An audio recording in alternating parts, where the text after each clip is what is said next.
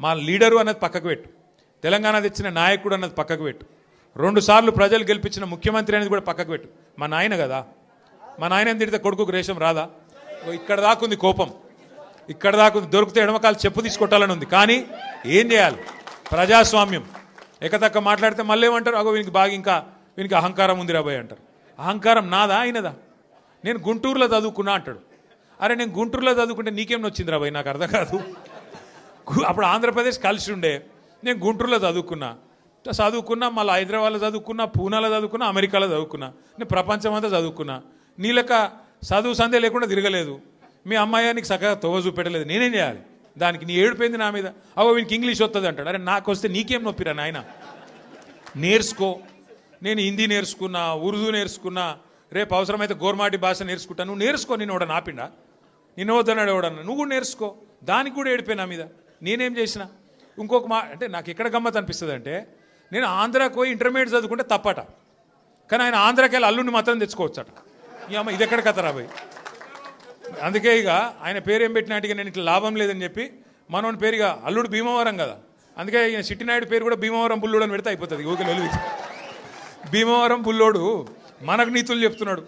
అరే ఆంధ్ర అంటే మరి ఆంధ్ర వాళ్ళ ఓట్లు కావాలి, ఆంధ్ర వాళ్ళ చుట్టూ తిరగాలి, కానీ మళ్ళీ ఆంధ్రాని మాత్రం నేను పోయి చదువుకుంటే నీకు నచ్చినది.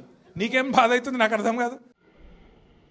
అరే కేటీఆర్, తెలంగాణ ప్రజలు నీకు సిగ్గు చెప్పినాక కూడా, చెప్పుతోటి కొట్టినా కూడా నీకు సిగ్గు లేకుండా ఉద్దేశపూర్వకంగా ముఖ్యమంత్రి గారి పైన నోటికి వచ్చినట్టు మాట్లాడుతున్నావు.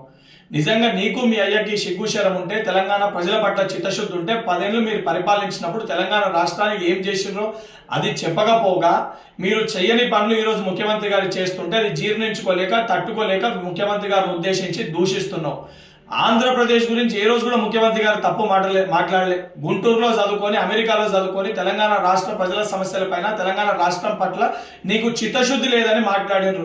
నువ్వు సోయి లేకుండా బీఆర్ఎస్ పార్టీని ఆంధ్రప్రదేశ్ లో పెట్టినప్పుడు, బీఆర్ఎస్ పార్టీ అక్కడ ఏదైతే రాజకీయ లబ్ధి కోసము నన్ను ఆంధ్రప్రదేశ్ ప్రజలు భీమవరంలో పోటీ చేయమంటారు అని చెప్పి నువ్వే ఒక ప్రసంగంలో మాట్లాడినావు. ఈరోజు సిగ్గు లేకుండా ముఖ్యమంత్రి గారి వ్యక్తిగత జీవితం గురించి, ముఖ్యమంత్రి గారి యొక్క చరిత్ర గురించి మాట్లాడుతున్నావు. నీది మీ అయ్య చరిత్ర ఏంద్రా నాయన? మీ కె చంద్రశేఖర్ రావు అలియాస్ దుబాయ్ శేఖర్, మీ అయ్యకి దుబాయ్ శేఖర్ అనే పేరు ఎందుకు వచ్చింది? ఈ రోజు కూడా గూగుల్లో దుబాయ్ శేఖర్ అని కొడితే pet name, nick name of K Chandrashekar Rao అని వస్తుంది. మరి ఆ రోజు దొంగ పాస్పోర్ట్ల పైన మీ అయ్య చేసిన ఘనకార్యం ఏంటి? అవన్నీ మర్చిపోయినావా? గతాన్ని మర్చిపోయి ఉద్దేశించి నువ్వు మాట్లాడుతున్నావు.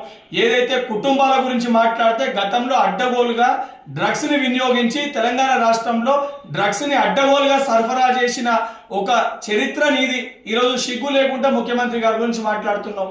నువ్వు తెలంగాణ ప్రజలు నిన్ను, మీ అయ్యని ఇద్దరిని కూడా చెప్పులు అరిగేటట్టు కొట్టిరు. అయినా కూడా సిగ్గు లేకుండా ఈరోజు బయటకు వచ్చి మళ్ళేదో నీతివంతుల లెక్క, సత్యహరిశ్చంద్రుల లెక్క మాట్లాడుతున్నావు. నిజంగా నీకు సిగ్గు ఉంటే జూబ్లీహిల్స్ ఉప ఎన్నికల్లో కానీ, సర్పంచ్ ఎన్నికల్లో కానీ నువ్వు పార్టీ వర్కింగ్ ప్రెసిడెంట్ గా అన్ఫిట్ అని చెప్పని ఈరోజు నీ సొంత పార్టీ కార్యకర్తలు మాట్లాడుతున్నారు. స్వయంగా నీ చెల్లెని నువ్వు దయ్యం అని చెప్పి సంబోధిస్తుంది. సొంత చెల్లెకి సమాధానం చెప్పుకునే ఒక ధైర్యం లేదా? అడిగే ప్రశ్నలకి సమాధానం చెప్పే సిగ్గు లేదు. ఈ రోజు నువ్వు వచ్చి తెలంగాణ రాష్ట్ర ముఖ్యమంత్రి గురించి మాట్లాడుతావా? ఇదే రకంగా నీ వ్యవహారం ఉంటే రేపు పొద్దున చెప్పులు అడిగేటట్టు తెలంగాణ ప్రజలు కొట్టి, మీ అయ్యచ్చే ఏదైతే మెడలో, నీ మెడలో చెప్పులేసి ఊరేగించే పరిస్థితి కూడా వస్తుంది. బిడ్డ కేటీఆర్, ఖబర్దార్, ఇంకోసారి ముఖ్యమంత్రి గురించి మాట్లాడితే చెప్పులు మెడలో చెప్పుల దండలేసి తెలంగాణ రాష్ట్రంలో సిరిసిల్ల నియోజకవర్గంలో చెప్పుల దండలేసి నిన్ను సిరిసిల్ల ప్రజలు ఊరేగిస్తారు.